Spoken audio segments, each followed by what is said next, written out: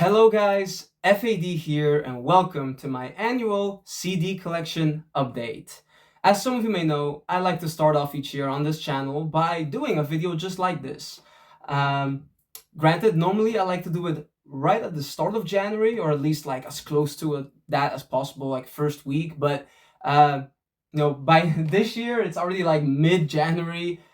It's just been very busy, and this is actually my second attempt at recording this because about like a week ago, maybe even more at this point, I finally got around to doing this recording, but it was so horrible. Like, of course, we all know I'm a yapper, especially, with these videos where I don't have a script, I'm just like doing God knows what. I just talk a lot, and every year I'm like, yeah, I'm gonna try to keep it as short as possible, and then it just never happens. But even with that in mind, like even for my standards, it just was such a messy recording. I was not happy with it. I was running out of storage space with how long the video was becoming. So I decided to scrap that as much as it hurt me.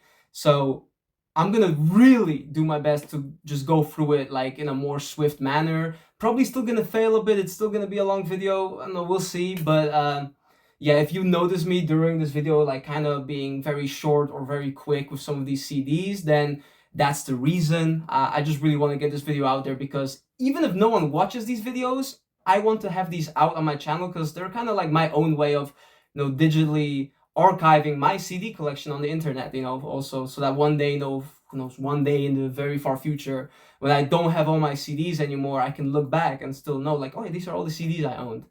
So yeah, but outside of that, if anyone else is interested, I actually got a comment, a while back from someone who was actually looking forward to this video because they were very curious about this new CDs I bought in 2025. Other than that, yeah, I definitely bought a lot of CDs. A bit varied this time around. I have a lot of hip hop because I had a bit of a phase with that. Of course, if you watched last year's video, I got a lot of Eminem. I pretty much got his whole discography. And yeah, 2025 I branched out even more. But of course, don't you worry, there's still plenty of rock, plenty of stuff that you come to expect from me. So let's just get into it, man. Screw it, yeah. Not wasting time, at least trying to. Starting things off, letter A, we have the band Any Given Sin with their first and so far only album, War Within. Yeah, cool, newer band, kind of remind me of like a younger Shinedown from back in the day. After that, we got Asking Alexandria. Of course, I already owned their third album, From Death to Destiny.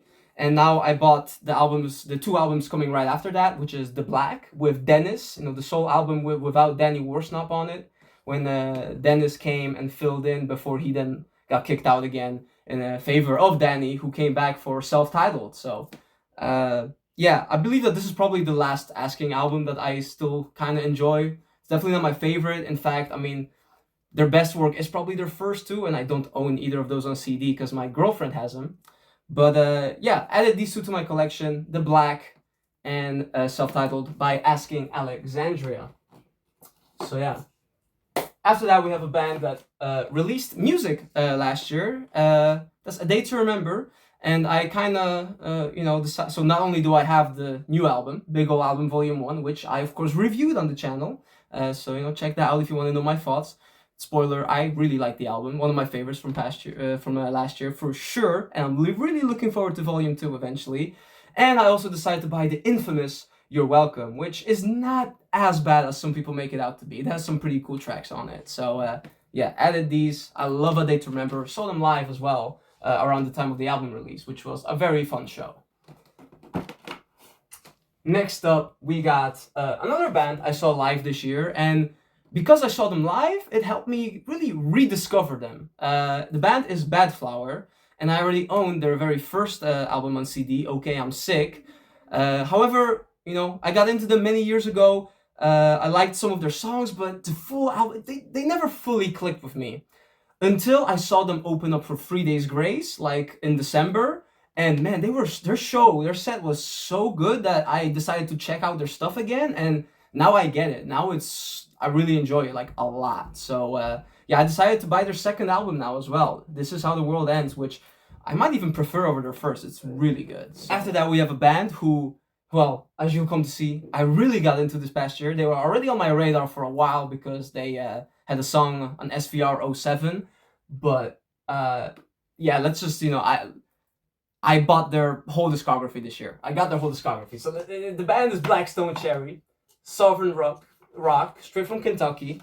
And let's just go through it. So we have self-titled debut, which has Lonely Train, which is the song that helped me discover them back in the day. We have their second album, Folklore and Superstition, really great follow-up.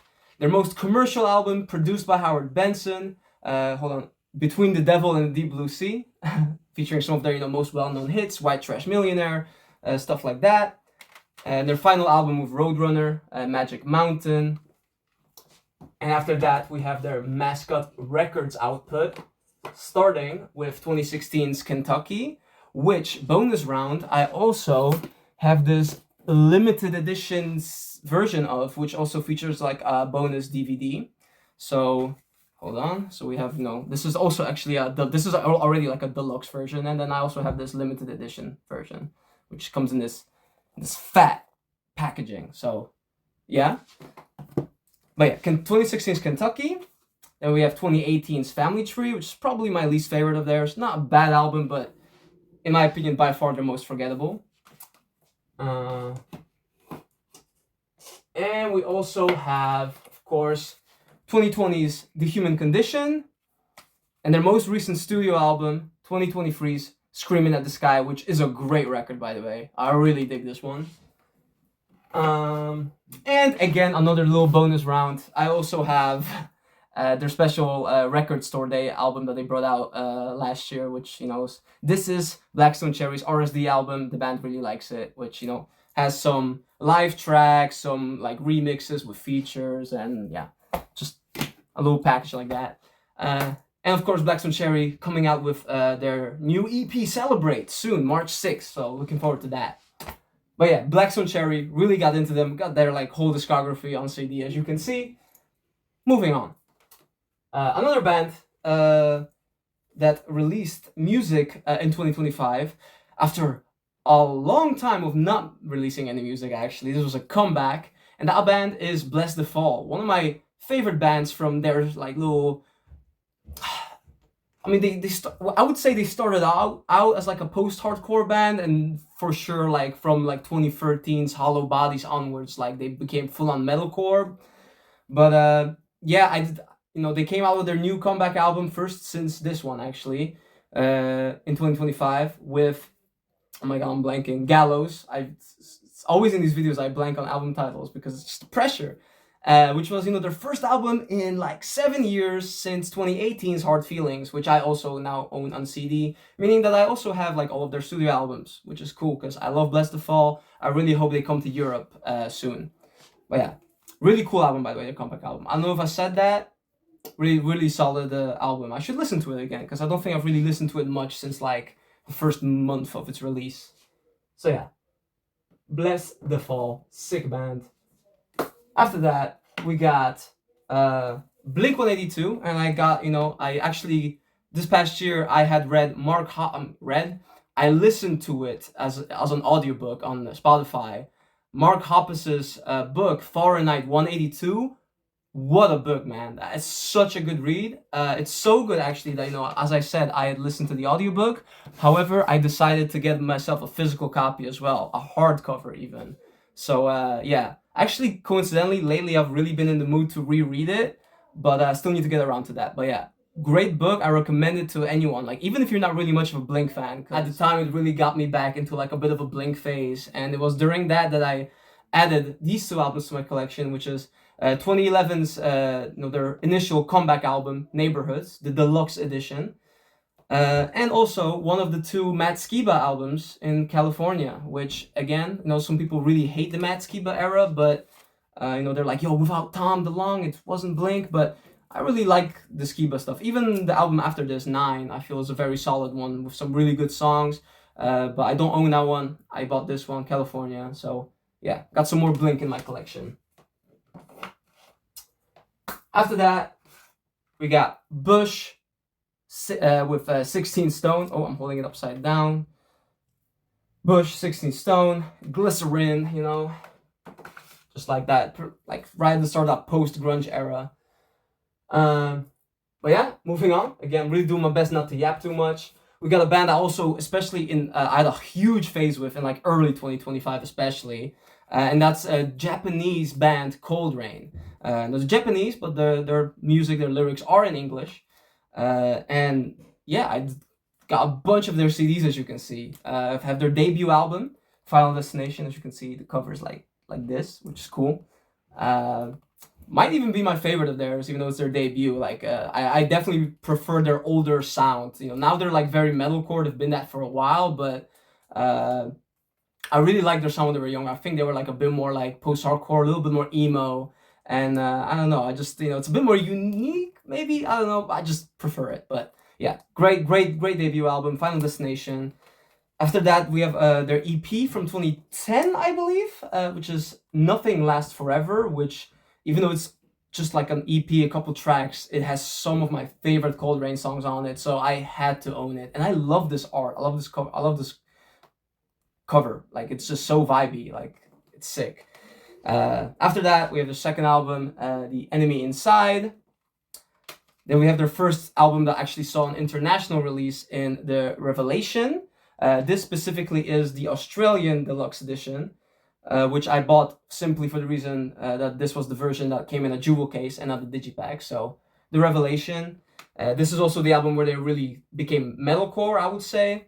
And the last from them I have is 2015's Vina, which has a feature from Jacoby Shaddix of Papa Roach, which is really sick. So yeah, Cold Rain, really great band, especially, like I said, especially for me, I really love the early stuff, but all of these albums are sick. So yeah, spoiler, not the only Japanese band that I got CDs for, but we'll get to that later. Anyway, moving back to America, we have another EP, actually, the second one now. In this, yeah, we have Daughtry's most recent release with Shock to the System Part 2. The year before last, of course, he released Part 1 of the EP, which I have right here, and of course I bought that one as well. At the time, I had a huge Daughtry phase, so if you remember my last video, I bought hella Daughtry CDs in 2024.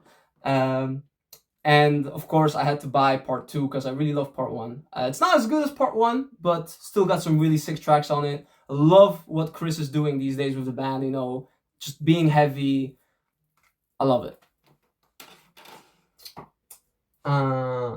Yes. Okay. Also making sure that, because that also happened in the first recording attempt, that I missed like I like missed a whole shelf at one point. So I don't want a repeat of that. So we were at Daughtry, and now we're continuing to Dinosaur Pileup with their album they released in last year. Their comeback album after being away for a while due to health reasons.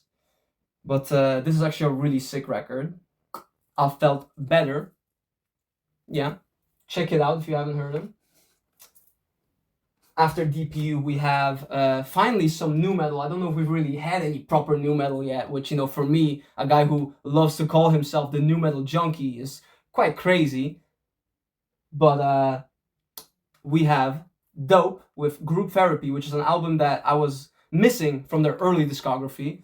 That I finally got my hands on. For some reason, this one on CD especially is quite rare. Like, there's like, I've seen vinyl of it online, but for some reason, CD format for this record, just, yeah, hard to find a little bit. So yeah, I finally got my hands on it. It's a bit more of a melodic album for them, but I dig it. Then we have the band Dragged Under with their 2 albums that they have up to this point. Their debut, especially this, I love this record, man. Like, it's really has like this early Day to Remember kind of vibe to it. Yeah, this is a sick record, but this is also a good one, of course. But this album, The World Is in Your Way, amazing. But yeah, second album, Upright Animals. Oh, almost had an accident there. But yeah, second album, Upright Animals, also a good one for sure. Dragged Under.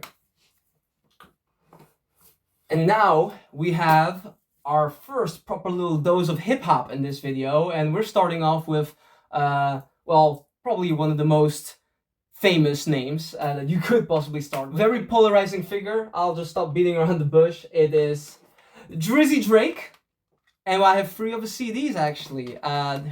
His first 3 albums. We have his debut, Thank Me Later. We have 2011's Take Care, of course. And probably my favorite Drake album, Nothing Was the Same. So yeah, his, like I said, his first three albums, when, you know, I feel like this era of Drake was his best, like his peak in my opinion. Like since then he's become just so commercial and just so robotic feeling, like it feels very hollow. Meanwhile here he still, I guess, had that hunger. He still felt like Jimmy Brooks from Degrassi, you know? So yeah, his first three albums, first dose of hip hop, and also the first member of the modern Big Three. And trust me, we'll get to all of them. But before we do that though, we first have we have an OG, we have an older hip hop artist. We have Dr. Dre with his classic album 2001, one of the best, maybe arguably the best produced rap album of all time. Even though the second half has quite a bit of filler, but yeah, I got on a CD. Oh, reflection. Oh, that reflection. Oh, okay, but yeah, 2001. This next CD, oh my god, might be arguably my favorite purchase, like my favorite CD purchase of 2025, man. Like I'm so happy to own this album because it's not streaming and it is quite rare, and this band is just so underrated. This record is so good. It's Element 80, self-titled 2003 album. Holy crap, if you haven't checked out this record, you need to. Like, you can find it on YouTube, uploaded onto YouTube. It is so good. I wish it was on streaming, just of course so I could listen to it like outside of the house more. But man, again, this is like, again, one of my most hyped purchases of the year, and I've been waiting like almost all year because I bought this pretty early 2025. I've been waiting like almost all year just for this video so I could show this off. Like, it's so good. I just gotta like show it off even more. Like, look at this. It's so Element 80, great record, honestly. Moving on to this next band, which you know, I was kind of doing a disservice to before last year because I had only owned their greatest hits album. I know I was young and foolish, but I finally decided to add some Foo Fighters studio albums to my CD collection. 3 of them, starting with 1997's The Color and the Shape, classic. Most people probably consider this their best.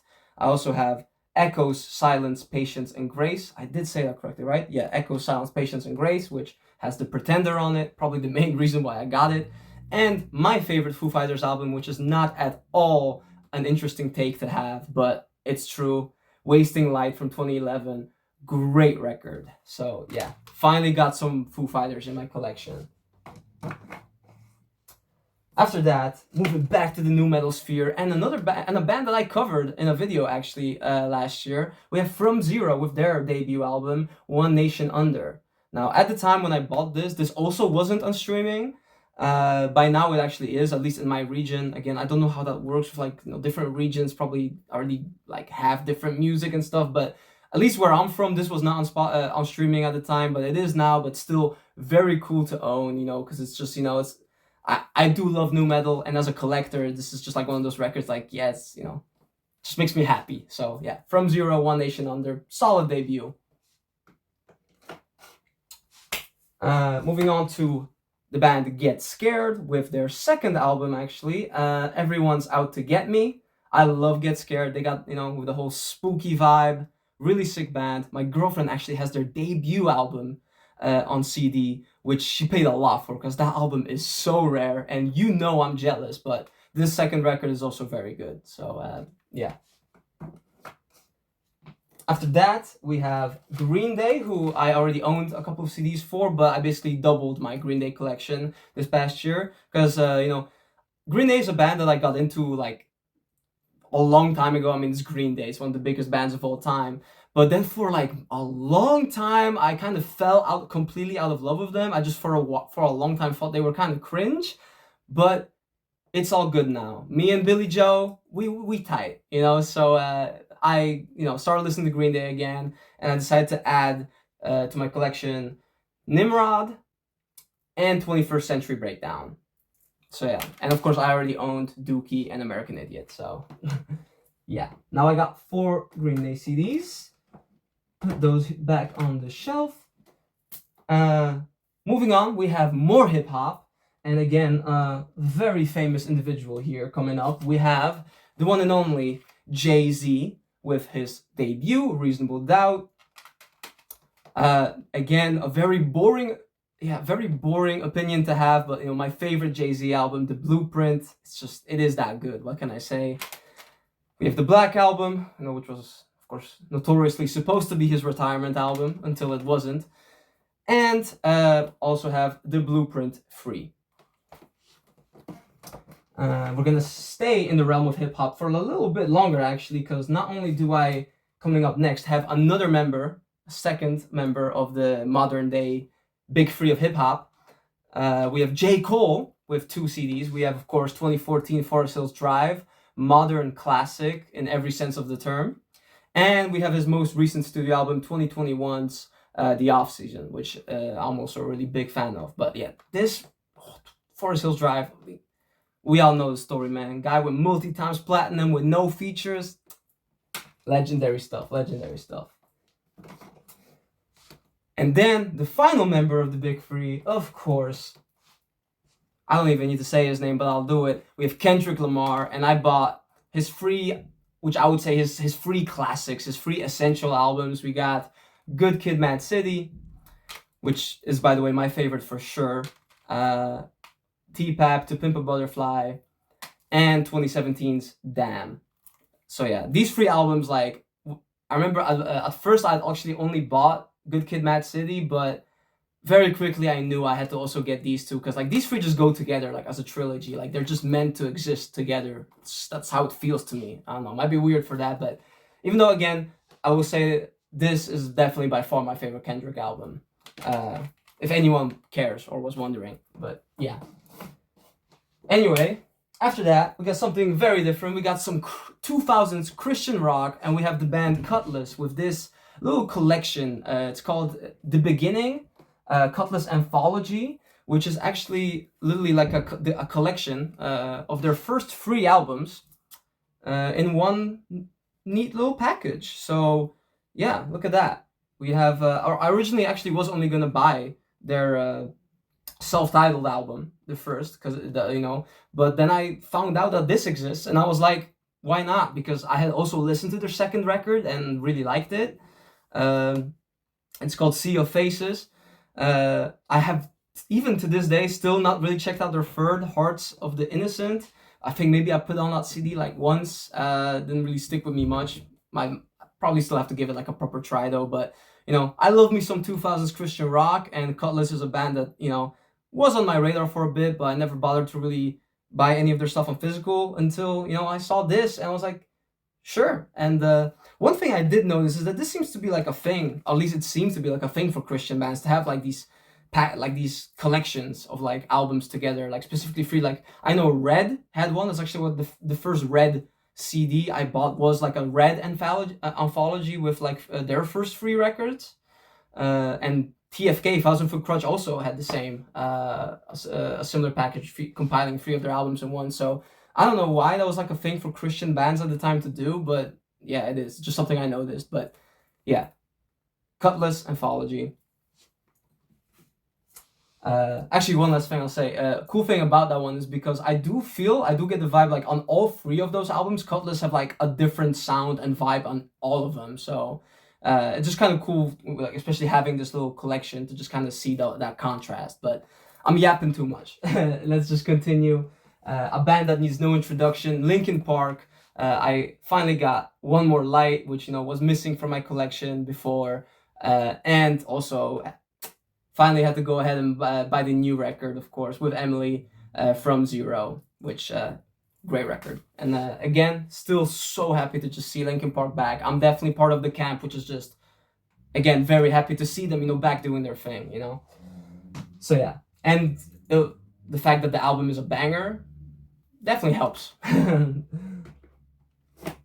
After that, yeah, let's just do it. We've got a bunch of Machine Gun Kelly albums. Now, anyone who knows me knows I am an MGK fan. I don't care what anyone thinks. I'm actually going to see him live this year in March, which I'm really looking forward to. I already owned a couple of his albums, specifically his pop punk records. And I decided to, go back and also buy basically the rest of his discography, like the rest of his albums. Because I've actually, been an MGK fan for a while at this point, since like before the Eminem beef even, because it was when, in 2017 he featured on a Papa Roach song, and that's how I know how he came on my radar. And then I checked, I looked into him and I found out that, he kind of already had like these ties to like rock, to the rock world, with like his collaborations with Sleeping with Sirens and everything. So yeah, I'm not like a complete OG MGK fan, but relatively speaking, before Eminem, from before Eminem. So yeah, I love Kels. Can't wait to see him live, and I bought a bunch of his albums. So like I said, I before last year only had his pop punk records. Now I also have 2012's Lace Up, his debut, 2015's General Admission, which is probably my favorite of his hip hop albums, actually. We got 2017's Bloom, 2019's Hotel Diablo, which also a great record. It's definitely between this one and General Admission for my favorite MGK hip hop album, but I do think General Admission just beats it out slightly, even though this album is so good and I have so much nostalgia for it. Like at the time, I was listening to this a lot, especially because this was like right after that Eminem beef, and everyone was like hating on MGK. People still are on the internet, and I was still like one of his like little defenders. So I was really looking forward to this, really praying that it was gonna be good, and it was. So yeah, we got that, and let's not forget MGK also released a new album last year, Lost Americana. So of course I had to get that on CD too. And definitely, the new album definitely had to grow on me at first, but by now I am a really big fan of it. Yeah, moving on from that, we got another solo artist who's not really known for being a solo artist. We have Mike Shinoda. So, of course, we just had Linkin Park earlier, but this is his solo record that he put out in like 2018, I believe. Oh, I hope I got that right. Post Traumatic. Which is actually a really, really great album. I for years never really checked it out properly. Like I knew it existed, but because it wasn't like just like a Linkin Park record, I didn't care too much. But it is a very, very emotional album. Like just the way that Mike, of course, this was after Chester's passing. The way he like describes everything that he's going through in that time period is some really powerful stuff. So if you haven't, I do recommend you really check out this record. Moving even more firmly into hip hop, we now have a guy who I consider to be officially the GOAT. I love Eminem, but I think this guy is the best rapper of all time. That's Nas. Actually, someone who one of the pretty much I think the first hip hop CD I already owned in my collection was Nas, which for the longest time was like a bit of an outlier because a friend of mine who is always been like his number one genre has always been hip hop.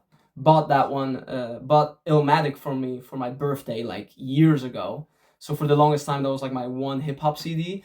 But adding to Illmatic, which is of course a classic, one of the greatest albums of all time, we now also have its follow-up, It Was Written, his third album, I Am, and 2001's Stillmatic, which of course features Ether, the very famous Jay-Z diss.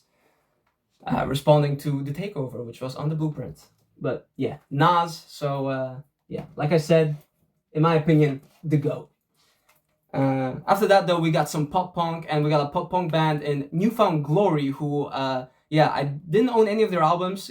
I had just a band that I always knew of, but never bothered to check out, or I didn't have the time to check them out properly until again early last year, where I finally took a deep dive into some of their stuff, and yeah, I really liked it. So we have their self-titled debut.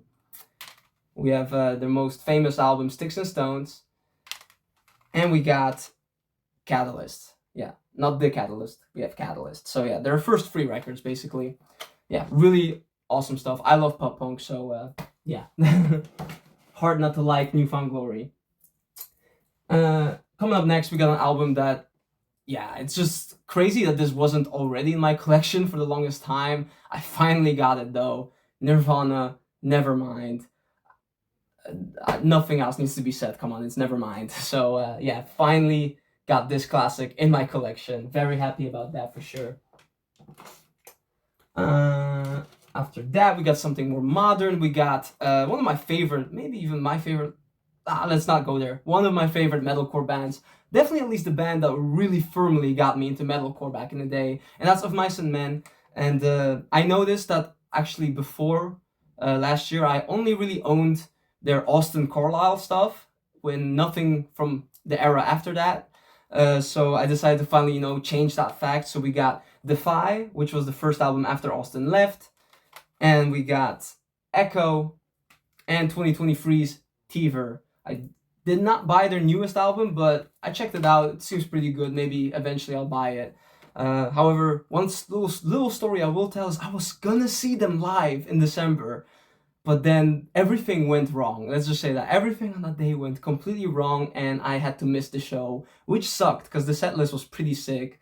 But yeah, Of Mice and Men, a band that I still gotta see live one day. But yeah, I bought 3 of their CDs. Another Japanese band, and one that I've actually known of for many years, because one of their songs was on the soundtrack for Pro Evolution Soccer 2010, and their song was always like one of my favorites as a kid. And yeah, I just kind of went crazy and decided to like dive into the Japanese online market and dig up their CDs. So the band is Pay Money to My Pain. R.I.P.K., the singer, passed away in 2012, I believe. Yeah, it's a band that, like, outside of Japan is not very known. They never really got an opportunity to build their status outside of Japan, even though their music is in English.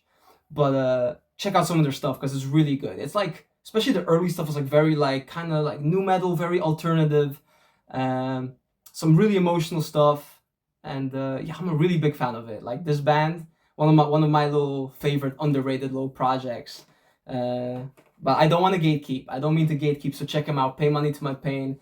Got their first album with Another Day Comes, with this, like, look at this, like, Japanese like CDs and stuff always go so crazy because like, what do you mean? Like, look at the size of this case. And then it's like not even like Japanese jewel cases, at least they used to be, already are thicker than regular jewel cases to like account for the fact that they got like extra like booklets for like the lyrics and stuff. But then this is like look at the size of this. This is like a PlayStation box, for like a PlayStation, for like a game, for like, whoa, like a PlayStation 1 game box, bro. That's what I mean to say. Sorry. I suck at speaking, which is really ironic for someone who loves to yap. But anyway, that was the first album. Then we have After You Wake Up. Great record. Probably my favorite from them. But also we got Remember the Name, which is also sick. And then we have their final album released after Kay's passing. We got Gene. So yeah, basically their whole studio album collection. Pay Money to My Pain. Check them out. Really underrated stuff. Something less underrated, but something that is a band that is very relevant in today's political spectrum, I would say. Rage Against the Machine. They were always like one of those bands where it's like, yeah, I'll buy their CDs at some point, and I finally did. Actually, my girlfriend bought me them as part of like a Christmas gift where we went CD shopping. We went to a CD store, and she said I could pick out some CDs to buy that she would buy from me. So I picked out these. So yeah, these are actually quite recent purchases. We got, of course, self-titled Debut. We have Evil Empire and Battle of Los Angeles. So yeah, finally got Rage Against the Machine in my collection. Staying on the spectrum of political bands, we got Rise Against, who I already owned one of their CDs before, Appeal to Reason, but now I also have Siren Song of the Counterculture. We have The Sufferer and the Witness, and also Endgame. So yeah, as you can tell, I had a bit of a, also, factoring Green Day, I had a bit of a political era in 2025. Let's see. Final shelf before we're gonna move on, because I have more CDs here, actually, which you can't see, of course. But for the shelf, we're almost done. We got Seosin's second studio album, In Search of Solid Ground. Bro, I almost said translating the name. That's, of course, their EP with Anthony Green. But yeah, In Search of Solid Ground. Really underrated, actually. People, especially at the time, really hated on this album. It's not as good as the Beatle album, which I also own, of course. but it's really still a very good record in my opinion. And Seosin, I also saw them live with my girlfriend as like one of three openers for, I don't even remember who was headlining. I think it was the Plot and You, but as you can tell, I went for Seosin, and I really enjoyed their set. I hope they come back soon, because yeah, man, like with Cove back in the band, especially. Oh my god, you know, yeah. But yeah, as you can also tell, this is the Japanese version, and it's still sealed because like it's just like, yeah, it's cool. But yeah, Seosin's second album, and staying in the emo post-hardcore sphere with this one, we got actually another Christmas gift that my girlfriend got me. But this one she just straight up bought for me, like ordered for me and gave me for Christmas. The Senses Fail, Let It Enfold You. Of course, I already had Still Searching, but I always felt like this one was still. I always felt like this one was still missing from my collection, and my lovely girlfriend decided to buy it for me. So yeah, Senses Fail, Let It Enfold You. All right. Quickly gonna make a little jump cut because I'm gonna change the setup around so we can move closer to the rest of the CDs, and we're gonna go through the last couple of albums I bought. So be right back with you. Okay, this might not exactly be the most professional setup ever, but we'll roll with it because again, we only got a couple of CDs left here. Uh, so let's just continue. So last CD was Senses Fail. Moving on, we got, and this one I've been meaning to get this for like years. It's just always escaped me for some stupid reasons. I remember I ordered this years ago and then the order just never arrived. Stuff like that. We got Skillet, Collide. Yeah, this is for like I own a bunch of other Skillet albums, and I was also really wanted to own this one. This is like right, the album before Comatose, before they really blew up in the mainstream. Some of their, when they were like definitely a lot heavier than they are now for sure. But yeah, finally have it. Skillets Collide. Making sure I don't miss anything. Yeah, I think right after that we're skipping forward to some modern pop punk with State Champs, which this my girlfriend actually bought this for my birthday, so another gift. But yeah, State Champs, and we got the album name is Around the World and Back, which actually also comes in this slipcase, which I can't keep it in the slipcase, otherwise it doesn't fit into these little plastic shelves I got here. But yeah, Around the World and Back, really cool album. Again, I love pop punk. It's on YouTube, I'm known more, of course, as a new metal guy and metalcore, but I also really, really enjoy pop punk. Speaking of pop punk, we got next up Sum 41 with Underclass Hero. Not one of their best. I think many people, even fans of the band, will agree with that, but really still very solid 2000s pop punk record. Also read Derek's book, actually, because of course earlier I mentioned I listened to Mark Hoppus's book. Before that, I had actually listened to Derek Whibley's book, which was also a very, very cool read. Don't have it on physical, but that doesn't mean that it's not an amazing book in its own right. Really enjoyed my time with that one because Derek has some really crazy stories as well from his life. Of course, like with his the marriage with Avril to just of course like his personal issues and the fact that the band, of course, retired, or well, that it basically tells the full story of Sum 41 from like beginning to end, which is really cool. So definitely, I also recommend you check out his book too. But yeah, Sum 41, and this is not the only album I bought from them because I also bought Order and Decline from 2019. Yeah, and of course I already owned a bunch of other Sum 41 records, like all the essentials. So yeah, we're still staying with the pop punk, and this is a band that you might not have heard of. We got This Time Next Year with their record Drop Out of Life, which is just this random little like unknown pop punk band that I stumbled across while CD shopping online at one like in the summer. And I know, like I said, I literally just stumbled across this record, checked it out, and I thought it was pretty cool. Nothing revolutionary, like there's a reason I guess they didn't blow up at the time, but just really cool pop punk. So yeah, again, if you like the genre like me, stuff to like here for sure. And I really like the album art. It really reminds me of the game Bully. If you know, you know, of course. We're really nearing the end here, like 3 more CDs to go, guys. We have probably my favorite album release of 2025, 3 Days Grace with their newest record, Alienation. Adam Gontier is back, ladies and gentlemen, and it still makes me so happy just to think about that. And it means, because like I said earlier, when I was going through the bad, like talking about Bad Flower, I saw 3 Days Grace live in December. For this was the fourth time I saw them live. So I've seen them live more than any other band, but of course this was the first time I saw them with Adam Gontier. Hell, I was gonna see Adam live with Saint Asonia like in 2022. Might be wrong. I think it was 2022, but they canceled that tour. I remember at the time for like no reason. Like I don't remember a reason ever being given for that. I was really disappointed because I mean, I like Saint. Don't get me wrong. I also really like Saint Asonia, but I was also hyped to see Adam perform live. That's like one of my heroes from like way back, like when I was younger. So yeah, to be able like to finally see him perform live on stage was such a trip. And not gonna lie, it was one of my favorite concerts of all time. Definitely, I would say my favorite show of 2025. And like I already said, this is probably my favorite new album of 2025. Um, some of the tracks had to grow on me a bit. And there's still some tracks that don't fully vibe with me. Like the opener, "Dominate," is so whack. I really do not like that song. I'm not alone in that. But the fact they also played it live, it's like, man, it's just let it go, man. "Dominate" is just a stinky song. I'm sorry, but the rest of this record is so good. I was very apprehensive about the production, especially when the singles were coming out, because it was so overproduced, and it is a very overproduced album. But I am able to look past all that because the songs are just so good here. I didn't know how it was gonna work with Adam and Matt, sharing vocal duty, but not only is it great on the record, it's also so great live. Like it's like they've been doing it their whole careers. It really works very well, and it just makes me so happy because again, I got to finally see one of my heroes perform live.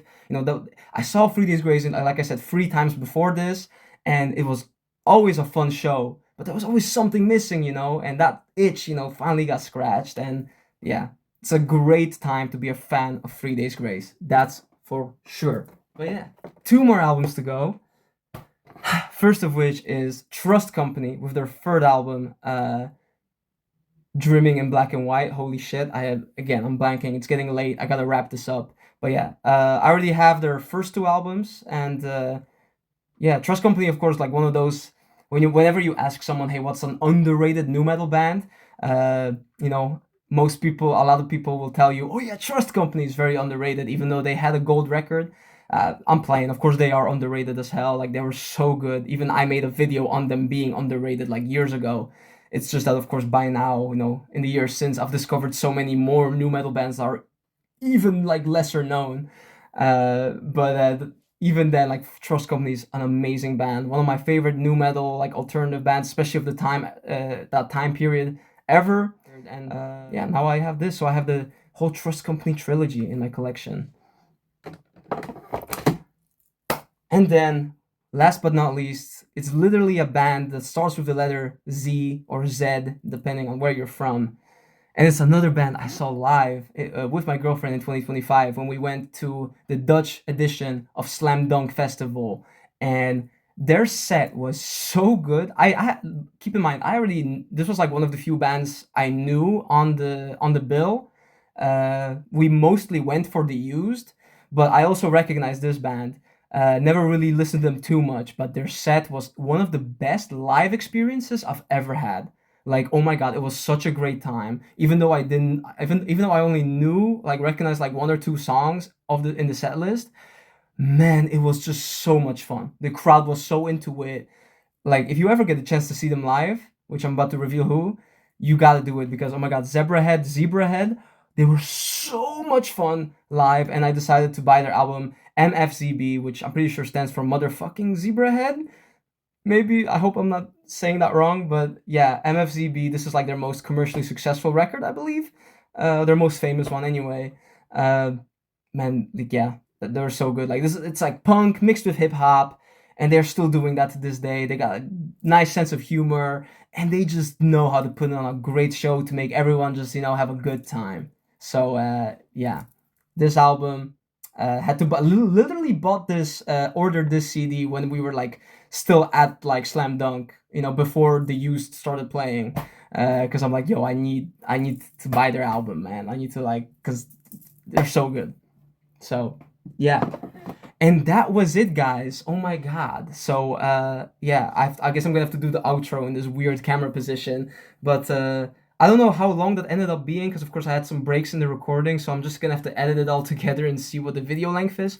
Hopefully it wasn't as just like overly long as like past years, but I don't know. I still yapped quite a bit, especially as the video like got deeper and deeper. So yeah, it is what it is.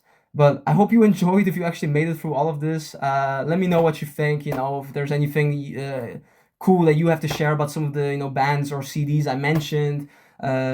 And hell, if you guys also collect CDs, let me know what you guys been up to with that. You know, like what kind of new albums, cool new albums did you guys get in 2025? I'm very passionate about CD collecting, and like I expressed, I'm very like some of like these purchases, like the Element 81, still get me like so like excited, just like to know that I have that in my collection. So if there's anything like that for you guys, I would love to know like what's some of the most like cool rare stuff you own in your collection. I would love to hear it. Even though I don't respond to every comment, I do read all of them. I always want to leave hearts. That's like one thing. I always want to leave a like. I leave a heart like most of the time as well. So yeah, I read the comments. I love reading them. One of the main reasons why I still not try to do this YouTube thing whenever I have the time, which I know I don't upload often because I'm just it's a hobby for me. I don't make money from this. I could never make money from this with the type of content I make. Where I really want to showcase the music, and I don't want to like work my way around it. Like I don't want to like talk about music but not be able to play it. Like I want you guys to hear what I'm talking about. It's really just a passion project, and that's all it is. So with that in mind, and life stuff getting in the way, like studying, and also I've been doing an internship for like the last 6 months or so. Actually no, 5 months. But it doesn't matter, like life just tends to get in the way, and then it's not only do I need to have the time, I also gotta, of course, when I do have the time, have the motivation, have the ideas, the creativity. It just it's hard for me to really upload. Like a lot of stuff has to align, and I know it can be quite frustrating, but that's why, even more so, why I'm so thankful that whenever I do upload a video, like after months of inactivity, that people still show out and comment. That really means a lot to me. So yeah, on that note, we'll see. I don't want to make any promises for 2026. I just hope that it can be a great year for all of us, all of you guys watching, and who knows, maybe I'll upload more than 2 videos. Actually, no, that definitely won't happen. If I upload this year, there will not be more than 2 videos, trust me. But I definitely have some ideas laying around. Some scripts are very largely unfinished. There's definitely one project which is still very much unfinished, but I got quite far into with its script, that I would love to have out one day, but it's quite a big project, I would say. So yeah, I don't even know if it's gonna be out this year. That's how bad the situation is. So yeah, bear with me. It's just all unpredictable. So if we get a new video on the channel, then I'll see you there. But anyway, let me know in the comments again, like let me just tell me about your CD collections and just anything. My name is F.A.D, and I'm gonna see you guys in my next video, whenever the hell that might be. Hey, love you all. Cheers.